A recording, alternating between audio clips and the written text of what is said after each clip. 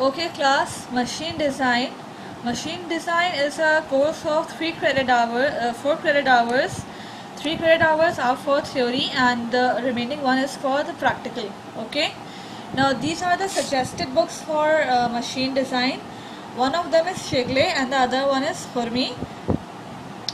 Now I would provide you with a soft copy of both the books. Okay. Now if you look into the course content, you can see a lot of topics are being mentioned over here. But first of all, I'll be doing the topic of bearings with you. It is mentioned at the second number. First of all, I'll do the topic of bearings. Okay. And it is included in the book Shigley, which was mentioned earlier. It is from the chapter 11 and 12 of Shigley. Okay. Now first of all comes to the basic concepts of bearing. Okay. First of all I'll tell you कि bearing हर machine का एक necessary component है, हर उस machine का जिसमें circulation या rotary motion होता है. ठीक है. Any machine that moves in circular direction, जिसमें रोटेटिंग मोशन होता है, वहाँ पे बेयरिंग्स का यूज़ किया जाता है. ठीक है. Now as the name suggest bearings, bearing एक कंपोनेंट है जो कि लोड को बेयर करता है. सही है. लोड को बेयर भी करता है और ट्रांसमिट भी करता है. Okay. Bearings are machine elements which are used to support a rotating member called shaft. Okay, they transmit the load from a rotating member, that is rotating member is the shaft, to a stationary member known as frame or housing. ठीक है. इसका मतलब है कि bearings जहाँ पे भी mount होती हैं या जहाँ पे भी लगाई जाती हैं, वहाँ पे एक रोटेटिंग मेंबर शाफ्ट भी मौजूद होता है बेयरिंग के साथ. ठीक है. एक शाफ्ट होता है और एक स्टेशनरी मेंबर, हाउसिंग, फ्रेम या covering, all are synonyms for housing. ठीक है. यानी बेयरिंग के साथ एक तरफ शाफ्ट है तो एक तरफ हाउसिंग है. ठीक है. और बेयरिंग एक ऐसा मेंबर है जो कि लोड को बेयर करता है और ट्रांसमिट भी करता है. ठीक है. अब इसकी एक पिक्चर पर आ जाते हैं. ये पिक्चर मैंने इंटरनेट से ली है. ठीक है. आपकी बुक में भी अच्छी पिक्चर्स मौजूद हैं इस बेयरिंग के लिए. इस पिक्चर को देख के ये पता चल रहा है कि अगर बेयरिंग की बात की जाए तो बेयरिंग किसी सिंगल पीस का नाम नहीं है. ठीक है. It is not a single piece. Bearing की जब बात हो रही है तो bearing is basically an assembly. ठीक है. असेंबली है तो उसके अलग अलग कंपोनेंट्स होंगे और वो सारे कंपोनेंट्स असेंबल होके जो फाइनल प्रोडक्ट बना रहे हैं उसे बेयरिंग कहा जा रहा है. ठीक है. यहाँ में आपको जो कंपोनेंट्स मेंशन हुए हुए हैं वो इनर रिंग है, आउटर रिंग है, बॉल, रिटेनर और मेटल शील्ड है. यहाँ पे किस कंपोनेंट का क्या मतलब है वो आपको डिटेल में आगे बताया जाएगा. ठीक है. Now here is another picture of bearing. I have taken this picture from the book Shigley from chapter 11. Now here you can see the same labelings are over here as well. Outer ring, inner ring, corner radius, bore, separator. Separator is also called retainer. Here are different labelings of the bearing which you are supposed to remember, among which the outer ring and inner ring, retainer are the most important. Okay.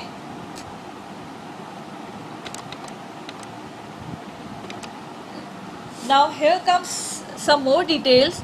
Bearings are one of the most commonly used machine parts because their rolling motion make almost all movements easier and they help reduce friction. Okay. It means that where there is rolling motion, bearings will be used. Whether the rolling motion is in fan, whether the rolling motion is in the tire. Okay. ये movement को आसान करता है. सही है. और friction को reduce करता है. ठीक है. यानी कि anywhere in the world where there is rolling motion, bearings will be used. Okay. Bearings have two key functions. They transfer motion, that is they support and guide components which turn relative to one another. They transmit forces. or in easier words, they transmit forces and they transfer the motion. Along with that, they reduce the friction, okay, because of their rolling motion, okay. As I told you earlier that bearing is not a single piece, it is basically an assembly. So in that case, we need to study which components assemble to make a bearing, okay. Bearings usually consist of the following components: two rings with raceways, rolling elements in the form of rollers or balls, a cage which keeps the rolling elements apart and guides them. अब to rings, हमने पहले जब picture देखी थी उसमें inner ring और outer ring mention था, ठीक है। यहाँ पे यही है, टू रिंग्स की बात कर रहे हैं। और रेस वेस जिसको कह रहे हैं, रेस वेस को पाथवे भी कहा जा सकता है या पैसेज भी कहा जा सकता है, ठीक है। Rolling element in the form of rollers और बॉल्स, यानी कि जो बेयरिंग्स होती हैं उनमें बॉल्स भी यूज़ की जा सकती हैं, जैसे मैंने आपको पिक्चर पहले दिखाई कि इसमें बॉल्स भी यूज़ हो सकती हैं या रोलर्स भी हो सकते हैं। It depends upon the type of the bearing which will be discussed in detail later on, okay. A cage which keeps the rolling elements apart and guide them. As the name suggests, cage जो है balls को hold करके रखता है और उन्हें guide करता है कि how they have to move with respect to one another, okay. It means that bearing is a kind of a component जो कि बॉल्स को अपार्ट भी रखता है ताकि बॉल्स आपस में कोलाइड ना करें, ठीक है। और जो बॉल्स हैं वो अपनी जगह पे स्टे करें, इसलिए उनको होल्ड करना भी ज़रूरी है। और यहाँ पे जो बॉल्स हैं वो मूव करती हैं, ठीक है, क्योंकि जो बेयरिंग है वो ऐसी जगह लगाया जाता है जहाँ पे रोलिंग मूवमेंट होती है। रोलिंग मूवमेंट है तो ऑब्वियसली जो बेयरिंग के अंदर जो बॉल्स या रोलर्स हैं वो भी मूव करेंगे, ठीक है। तो उनके मूवमेंट के दौरान या जब वो स्टैटिक है उस दौरान बॉल्स अपनी जगह पे रहें, वो स्लिप ना करें या फॉल ना करें। इस वजह से केज एक लाजमी कंपोनेंट है बेयरिंग का, ठीक है। Now from this picture it is much more clear to you. यहाँ पे जो चार मेन कंपोनेंट्स हैं, inner ring, outer ring, ball and cage, उनको अलग अलग कलर से आपको शो किया गया है। First of all pink colour से आपको इनर रिंग को शो किया है और ग्रीन कलर से आउटर रिंग को शो किया है, ठीक है। पिंक एंड ग्रीन रिंग्स के लिए शो किया है। ब्लू कलर से आपके पास बॉल को शो किया है, सही है, जो कि इनर रिंग और आउटर रिंग के बीच में होती है, सही है। उसके बाद येलो कलर से केज को या रिटेनर को शो किया है। और यहाँ पे ये देख सकते हैं कि जो बॉल है ब्लू कलर की वो एक केज के बीच में है, ठीक है, वो येलो कलर की स्ट्रिप के बीच में है। येलो कलर की स्ट्रिप बॉल को होल्ड की हुई है। बॉल है, इसका मतलब है कि एक बॉल बेयरिंग की बात हो रही है। जैसा भी स्ट्रक्चर दोनों रिंग्स के, इनर रिंग और आउटर रिंग के बीच में होगा, वही हमारे पास बेयरिंग को उसी नाम से ही कॉल आउट किया जाएगा। यहाँ पे हमारे पास बॉल्स हैं तो it is a ball bearing, okay. Now let's look into the detail of each and every component. First of all, we will discuss about the inner ring. Inner ring को यहाँ पे पिंक कलर से show किया गया है, ठीक है। Inner ring. The inner ring is the smaller of the two bearing rings.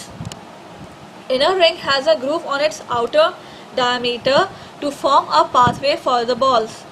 The surface of the outside diameter path is finished to extremely tight tolerances and is honed to a very smooth surface. It's basically smooth surface. अच्छा, inner ring और outer ring है, दो rings हैं जैसा कि आपने picture में भी देखा, ग्रीन एंड पिंक कलर से उसको शो किया है। इनर रिंग दोनों रिंग्स में से स्मॉलर वाली को कहा जा रहा है, ठीक है। इनर रिंग के आउटर डायमीटर की तरफ, आउटसाइड की तरफ पाथवे या ग्रूविंग की हुई है, ठीक है, यानी कि एक पैसेज बनाया हुआ है बॉल्स के लिए इनर रिंग के ऊपर की तरफ, ठीक है। जैसा कि आप पिक्चर में भी देख सकते हैं कि जो बॉल है वो इनर रिंग के ऊपर है, तो ऑब्वियसली जो पैसेज है वो भी इनर रिंग के ऊपर बनेगा, ठीक है, पैसेज कहें या पाथवे कहें या रेस वे कहें, ठीक है। उसके बाद लिखा हुआ है कि जो आपके पास the surface of the outside diameter path is finish to extremely tight tolerances, कि ऑब्वियसली जब बेयरिंग एक लाजमी कंपोनेंट है, ठीक है, और लोड को भी बेयर कर रहा है, तो ऑब्वियसली उसकी मैन्युफैक्चरिंग जो है वो बहुत टाइट टॉलरेंसेस में होनी चाहिए, ठीक है, और उसकी सरफेस फिनिशिंग भी अच्छी होनी चाहिए। यहाँ पे हॉर्न का वर्ड हॉर्निंग के प्रोसेस के लिए यूज़ किया हुआ है, that is a surface finishing process. The inner ring is mounted on the shaft and it is the rotating element. As you could see in the picture, inner ring की जो अंदर वाली side है वो बिल्कुल स्मूथ है, ठीक है, इनर रिंग के अंदर वाली साइड बिल्कुल स्मूथ है और यहाँ से शाफ्ट पास होगी। इसे बोर डायमीटर भी कहा जाता है, बोर BORE, ठीक है। और इनर रिंग के जो ऊपर वाली साइड है वो वहाँ पे ग्रूविंग हुई हुई है या पाथवे बना हुआ है ताकि बॉल को एक पैसेज मिल सके, ठीक है। Okay, after that comes the outer ring. The outer ring is the larger of the two bearing rings, ठीक है। As you could see in the picture, जो ग्रीन कलर से शो किया है वो आउटर रिंग है एंड इट इज़ ऑब्वियस कि outer ring जो है वो दोनों रिंग्स में से लार्जर वाली को कहा जा रहा है। On outer ring there is a groove on its inside diameter to form a pathway to the balls. अब यहाँ पे जो आउटर रिंग है उसकी ऊपर वाली जो साइड है वो स्मूथ है और अंदर वाली साइड पे ग्रूव मौजूद है जो कि पाथवे या रेसवे या पैसेज बना रहा है बॉल्स के लिए। Now again you can see in the picture कि अगर दो रिंग्स के बीच में बॉल है या रोलर्स है तो जो छोटी वाली रिंग है जिसे इनर रिंग कह रहे हैं उसका ऊपर का सरफेस ग्रूव्ड है और जो लार्जर वाली रिंग है उसके अंदर का सरफेस ग्रूव्ड है, ठीक है। Outer ring surface is also has the same high precision finish of the inner ring. The outer ring is usually held stationary. Obviously जब inner ring और outer ring दोनों एक ही bearing का component है, ठीक है, जब वो दोनों एक ही bearing के components हैं तो उनकी जो surface finishing tolerances वगैरह ये specifications तो obviously same होंगी since वो एक ही bearing का component है, ठीक है।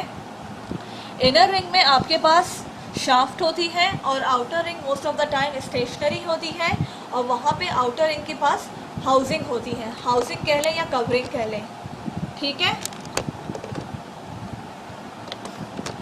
I would suggest that while you are studying the components you should keep on reviewing this picture, क्योंकि इससे आपको कंपोनेंट्स समझने में और उसको समझने में और याद रखने में आपको आसानी होगी, ठीक है। After that, after inner ring and outer ring comes the balls, ठीक है। थर्ड नंबर पे जो लेबलिंग है जो ब्लू कलर से शो किया हुआ है वो बॉल्स हैं। Balls of a bearing are the rolling elements that separate the inner ring and outer ring and permit the bearing to rotate with minimal friction, okay. As I told you earlier कि bearing हर उस machine का एक necessary component है जिसमें rotation होती है, ठीक है। तो बेयरिंग अगर एक लाजमी कंपोनेंट है तो जहाँ पे एक मशीन का और बेयरिंग के मज़ीद जो कंपोनेंट्स हैं वो इनर रिंग, आउटर रिंग और बॉल्स और केज हैं, ठीक है। तो जो बॉल्स हैं वो इनर रिंग और आउटर रिंग के बीच में होती हैं और बॉल को एक पर्टिकुलर रास्ता या पैसेज मिले इस वजह से इनर रिंग और आउटर रिंग्स के बीच में ग्रूविंग होती है, इनर रिंग ऊपर की तरफ से और आउटर रिंग अंदर की तरफ से, ठीक है। And permit the bearing to rotate with minimal friction.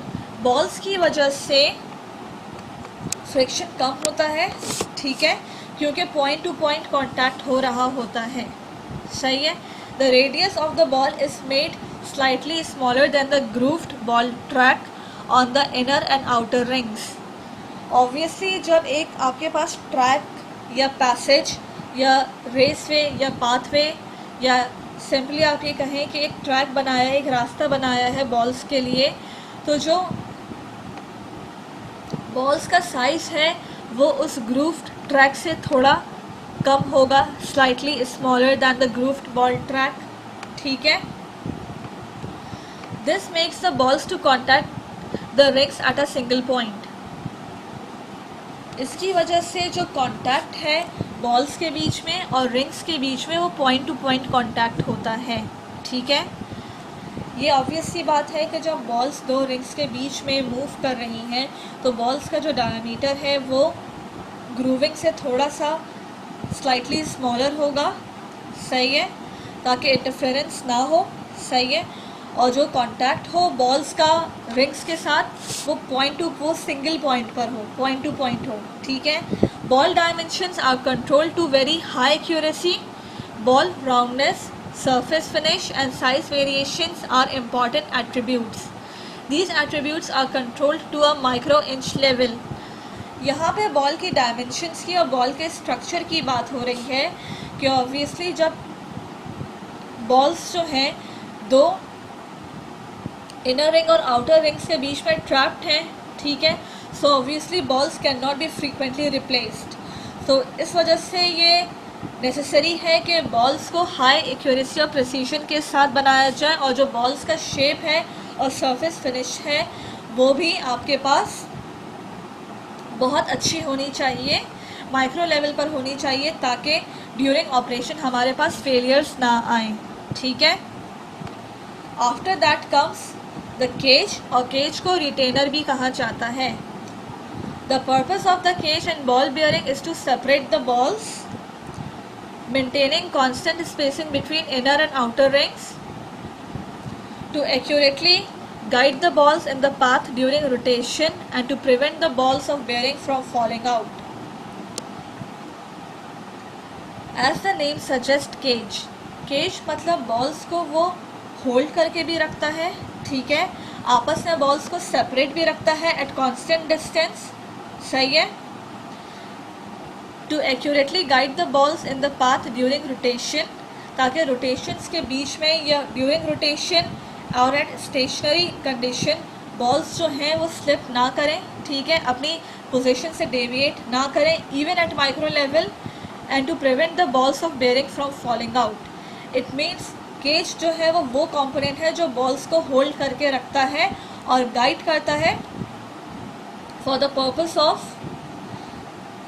separating the balls from each other so that the balls doesn't collide with each other during rotation and even when the bearing is stationary. Okay class, after that comes lubrication. जहाँ पे lubrication की बात है bearings में, ये भी एक बहुत major factor है. The lubricant is an integral part of bearings standard component. Lubrication is added to reduce friction losses in bearing between inner and outer rings. As I told you before कि inner और outer rings के बीच में balls हैं और ball contact में आती हैं inner और outer ring के. Although point to point contact होता है, but still अगर आप गाड़ी की एग्जाम्पल लें या फैन की एग्जाम्पल लें जहाँ पे रोटेशन वाली मूवमेंट है तो ऑब्वियसली फ्रिक्शन होंगे, ठीक है. So in order to reduce the friction lubricant is being used, ठीक है. कहीं पे भी बेयरिंग विदाउट लुब्रिकेशन यूज़ नहीं की जा सकती है, क्योंकि अगर विदाउट लुब्रिकेशन यूज़ होगा तो आपके पास फ्रिक्शन लॉसेस होंगे, ठीक है, which is absolutely undesirable. Okay, after that comes seals and shields. Seal and shield are both in place to keep contaminants out of a bearing, ठीक है. In order of effectiveness, the enclosures that are offered are as follows: metal shield, rubber non-contact seals, Teflon non-contact seals and rubber contact seal. Okay. Seal and shield ऐसे component हैं जो कि bearing को contamination से protected रखते हैं, ठीक है. यहाँ पे डिफरेंट टाइप की शील्ड एंड सील की डिटेल्स हैं. ओके, ये slide theoretical point of view से ज़्यादा कमर्शियल एस्पेक्ट से ज़्यादा इम्पॉर्टेंट है. थ्योरेटिकली तो आप ये देख सकते हैं कि रिमूवेबल नॉन रिमूवेबल का क्राइटेरिया क्या है, ठीक है, मटेरियल क्या है, और शील्ड और सील में क्या डिफरेंस है, ठीक है। लेकिन ये आपके पास कमर्शियल एस्पेक्ट से उससे ज़्यादा इम्पॉर्टेंट है। First of all, Z type shield. The Z type shield is a metal shield that typically is non-removable after installation as it is pressed in, यानी कि pressed fitted होती हैं। There is a small gap of about 0.005 inches between shield and inner race. Okay. RS type seal. The RS type seal is a rubber seal that makes contact with inner race. यहाँ पे contact हो रहा है, ठीक है। Most commonly made of Bona rubber, यानी कि ये नॉन मेटालिक है। जहाँ पे वर्ड सील का आएगा वो नॉन मेटालिक है। They are removable. They offer best sealing against contamination and lubricant leakage. As I told you before कि lubrication लाजमी है बेयरिंग में, ठीक है। लुब्रिकेशन के लिए आप डिफरेंट तरह के लुब्रिकेंट यूज़ करेंगे, ठीक है।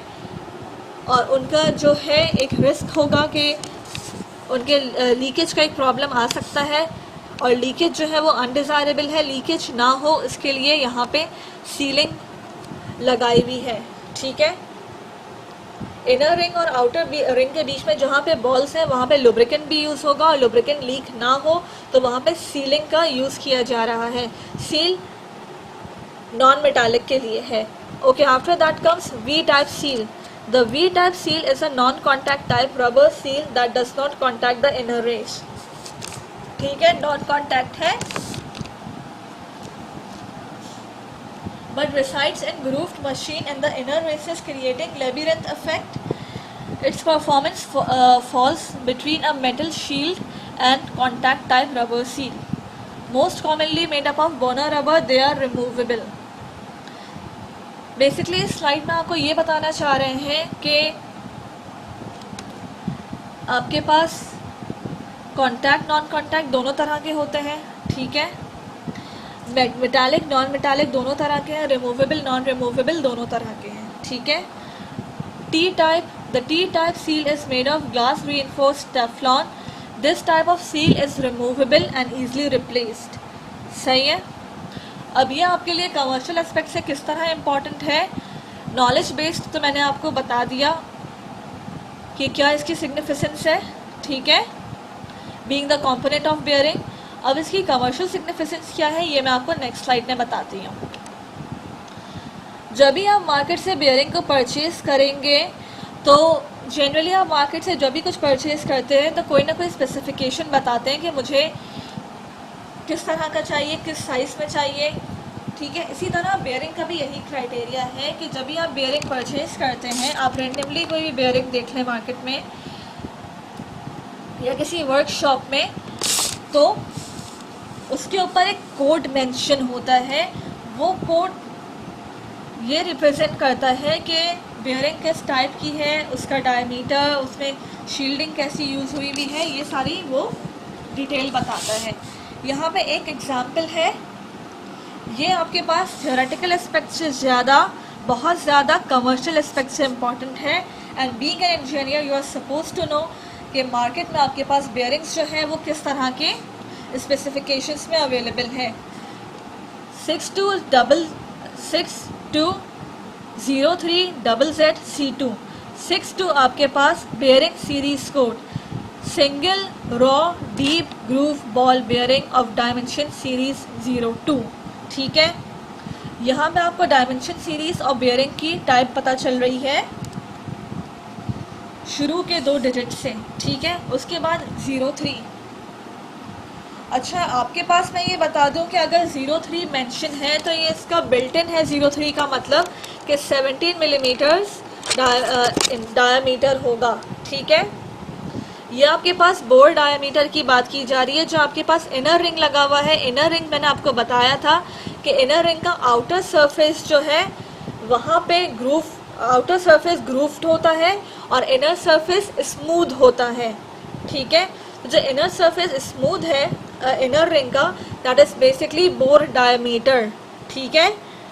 और it is one of the most important factor of the bearing, ठीक है।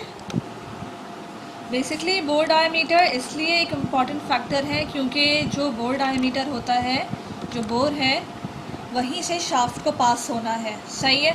उसके बाद double Z shield code, both sides shielded. C2 internal clearance code, clearance C2, internal clearance as in दोनों रिंग्स के बीच में, ठीक है।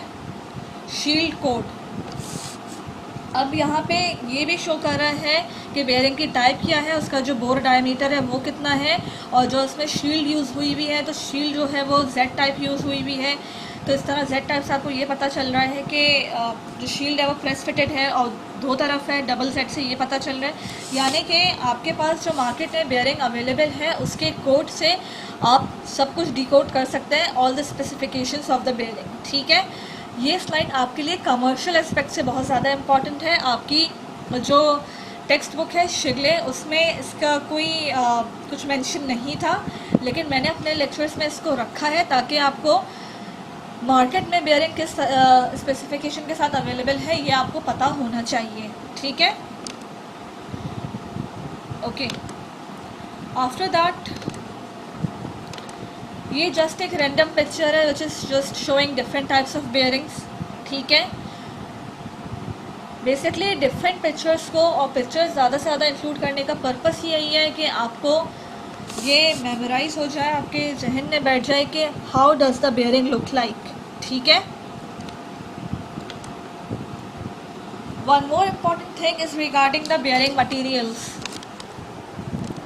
ऑब्वियसली जब बेयरिंग एक असेंशियल कंपोनेंट है जहाँ पे रोटेटिंग मोशन है, सही है, तो बेयरिंग वहाँ पे यूज़ होगी। तो बेयरिंग जो है वो हर वक्त रिप्लेस नहीं की जाती है, बेयरिंग की लाइफ बहुत प्रोलॉन्ग होती है, सही है। तो इस वजह से बेयरिंग का मटेरियल भी हमें बहुत सारे फैक्टर्स को देखते हुए सेलेक्ट करना होता है, ठीक है। लेकिन one more important thing, bearing can be metallic as well as non metallic, it all depends upon the situation, ठीक है, जो कि यहाँ पे फर्स्ट पॉइंट में मेंशन है। There are no ideal bearing materials, okay, they can be made of plastics, metals or composite materials depending upon the type of bearing, application, speed, load and operating conditions। यानी कि हम ये नहीं कह सकते कि इस मटेरियल की बेयरिंग सबसे अच्छी होती है या इस मटेरियल की बेयरिंग अच्छी नहीं होती है। इट ऑल डिपेंड्स कि बेयरिंग कहाँ यूज़ होनी है, सही है।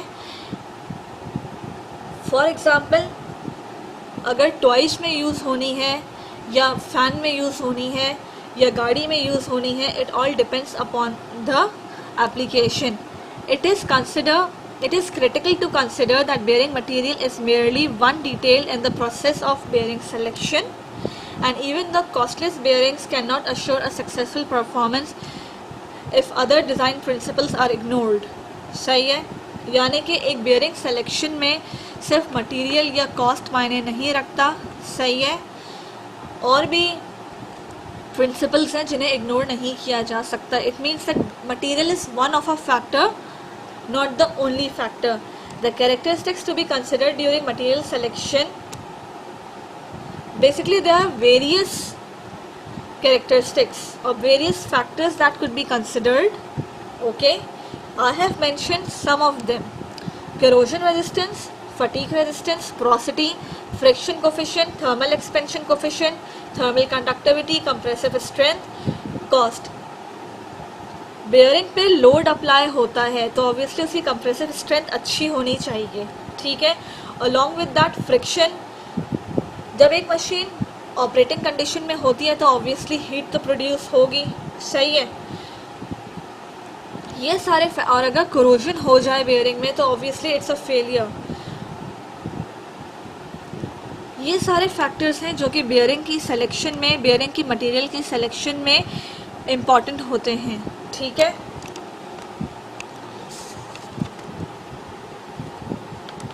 Now in the next slide you could सी कि यहाँ पे एक बेयरिंग है, ठीक है, एक बेयरिंग है और बेयरिंग से एक शाफ्ट पास हो रही है, सही है। शाफ्ट जो है बेयरिंग के इनर रिंग को टच करती हुई पास हो रही है। शाफ्ट जहाँ से पास हो रही है उसे बोर डायमीटर कहते हैं। इनर रिंग के और आउटर रिंग के बीच में आप बॉल्स आपको नज़र आ रही हैं, ठीक है। इनर रिंग और आउटर रिंग के बीच में बॉल्स हैं।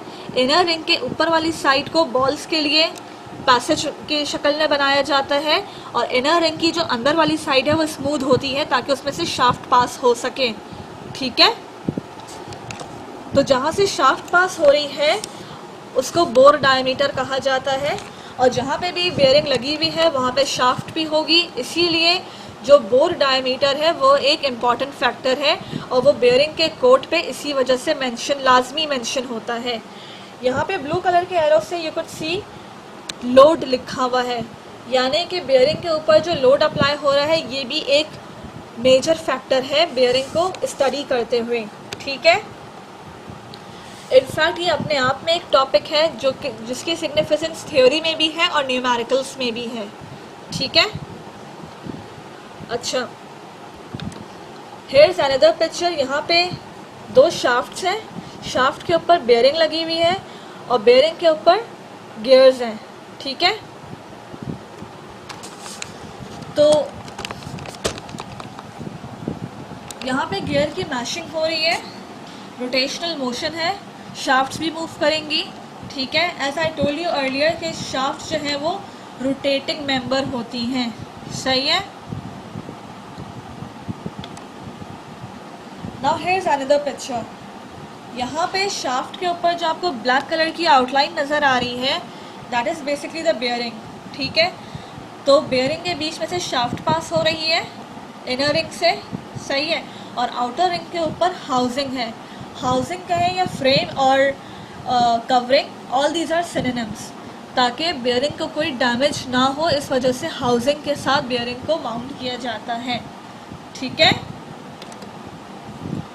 Now in this slide you could C different types of bearing. Different bearing जो है डिफरेंट टाइप्स की होती हैं और जो टाइप है वो डिपेंड करती है कि इनर और आउटर रिंग के बीच में किस तरह का स्ट्रक्चर यूज़ है। वेदर उन इनर और आउटर रिंग के बीच में बॉल्स हैं या इनर और आउटर रिंग के बीच में सिलेंड्रिकल रोलर हैं, ठीक है। जिस तरह का स्ट्रक्चर इनर और आउटर रिंग के बीच में होगा वही उस बेयरिंग का नाम होगा, ठीक है। So the name suggests the type of structure between inner ring and the outer ring. Okay? It will be discussed in detail later on. ये सिर्फ एक पिक्चर है आपको शो करने के लिए। बेसिकली पिक्चर्स इसीलिए हैं ताकि आपको समझने में आसानी हो, ठीक है।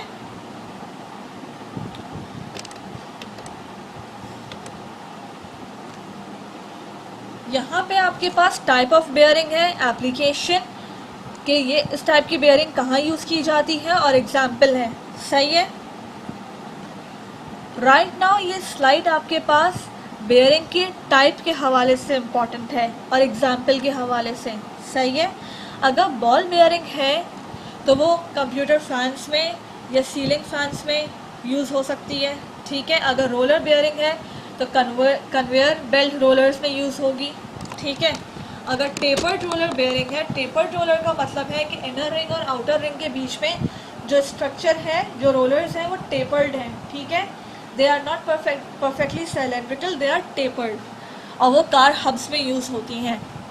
जो बीच वाला कॉलम है एप्लीकेशन का, वहाँ पे ये शो कर रहे हैं कि किस टाइप की बेयरिंग किस तरह के लोड को बेयर करने के लिए यूज़ की जाती है, ठीक है। यहाँ पे एक वर्ड यूज़ हो रहा है थ्रस्ट एंड रेडियल लोड, ठीक है। As I have shown you earlier, ये जो बेयरिंग होती है उसके ऊपर लोड अप्लाई हो रहा होता है, सही है। जो आपके पास है बेयरिंग लोड को बेयर करती है और इसी वजह से उसकी कंप्रेसिव स्ट्रेंथ भी अच्छी होनी चाहिए, okay, in order to bear the compressive load. इस पिक्चर में आपके पास एक्सियल लोड या थ्रस्ट लोड शो किया जा रहा है और रेडियल लोड शो किया जा रहा है। रेडियल लोड को यहाँ पे FR से रिप्रेजेंट किया है और एक्सियल लोड को FA से। और अगर कंबाइंड लोड है तो फिर वो इस तरह से होगा। कंबाइंड लोड कहाँ पर होता है, रेडियल और एक्सियल कहाँ पर होता है, I will further explain you that. जो यहाँ पे सिंबल्स यूज़ हो रहे हैं FA और FR, इन सिंबल्स का मतलब आपको समझ में आना चाहिए। FR is for radial load, क्योंकि न्यूमेरिकल्स में ये सिंबल्स बहुत ज़्यादा यूज़ होते हैं, ठीक है। And FA is for axial load.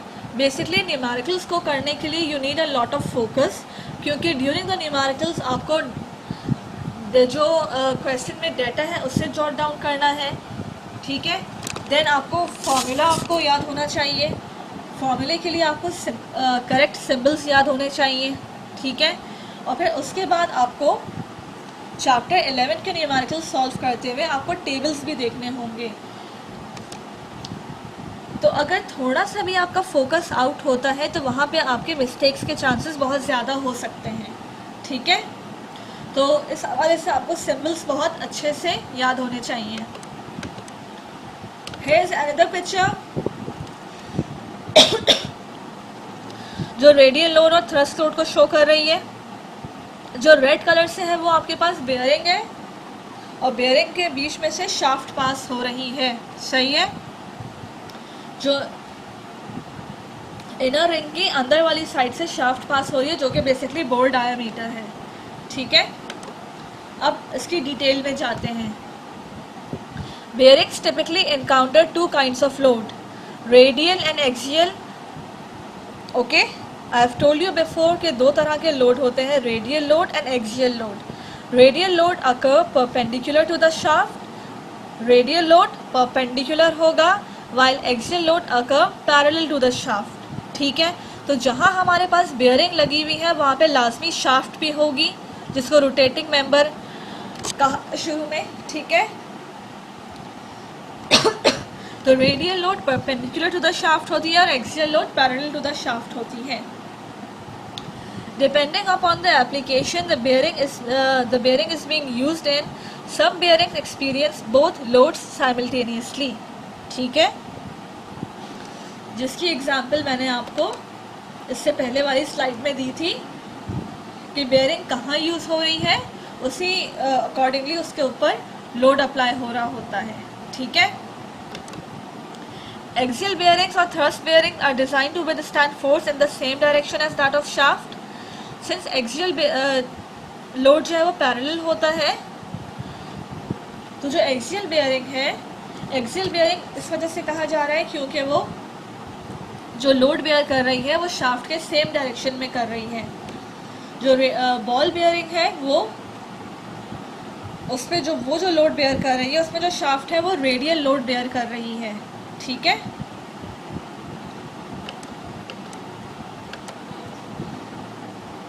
इस स्लाइड में एक न्यूमेरिकल है। बेसिकली ये स्लाइड आपको न्यूमेरिकल के लिए नहीं शो की है, ये स्लाइड आपको सिर्फ ये शो करना चाह रहे हैं कि एक्सियल लोड कैसा है और रेडियल लोड कैसा है। Axial load is in the direction of the shaft, ठीक है, और जो रेडियल लोड है it is perpendicular to the shaft, ठीक है। Now here comes a major example. The bearings in the car wheel are subjected to both thrust and radial loads. The bearing above is like the one in the hub of your car wheel. Okay. This bearing has to support both radial load and thrust load. ठीक है, इसकी example जो है इससे के पहले वाली slide में भी थी जहाँ पे